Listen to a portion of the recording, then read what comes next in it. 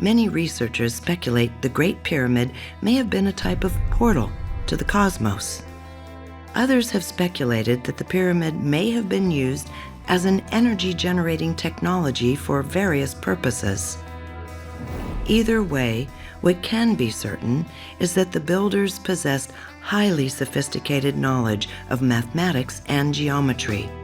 They had knowledge of the true dimensions of the Earth to extreme precision, and they possessed exceptionally advanced technical instrumentation to site the Great Pyramid. Within the Great Pyramid is extraordinary precision within its design and the engineering and the sheer finish of it. I mean, we're dealing with blocks made of granite, which is one of the hardest substances in the world to work. And you're talking about the precision cutting of this as much as 4,600 years ago. But then the placement of it to a level that's certainly below 1% of precision, and to such a degree that you're not even able to put a piece of paper between the different courses of the exterior facing blocks. So you have to ask yourself, why did they need such precision? Today's buildings, if you're laying down a footing, a foundation for a building, you are required to hold the accuracy, flatness, within 20 thousandths per linear foot. If you take that over the acreage of the Great Pyramid, you have a base of 13 acres. And so using 20 thousandths of an inch per foot, you could be out 15 inches based on modern specs or modern requirements, whereas the actual variance of being a perfectly flat plane on the Great Pyramid, instead of being 15 inches, it's less than an inch, 7/8 of an inch. So they were working at a high degree of accuracy. So when you look at the buildings that we have today or masonry work, you don't find that kind of accuracy.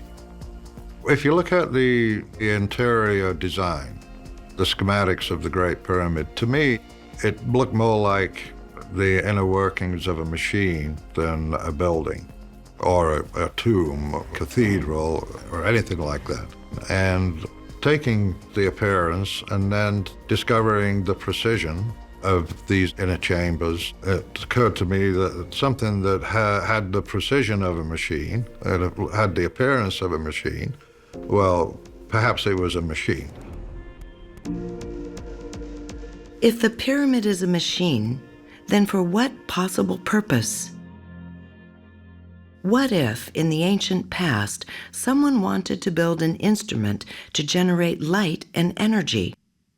Light can be created if the machine can emit charged particles into the ionosphere. Like the aurora borealis, where electrons created by the sun collide with air molecules to create light. What would it take for the Great Pyramid to create a similar energetic emission? To accomplish that goal, high conductivity material at high frequency is required. Limestone is a very conductive material for electricity.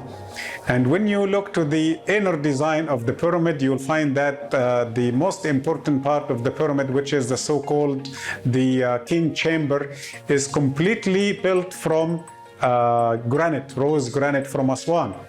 And we understand that granite contains quartz on it.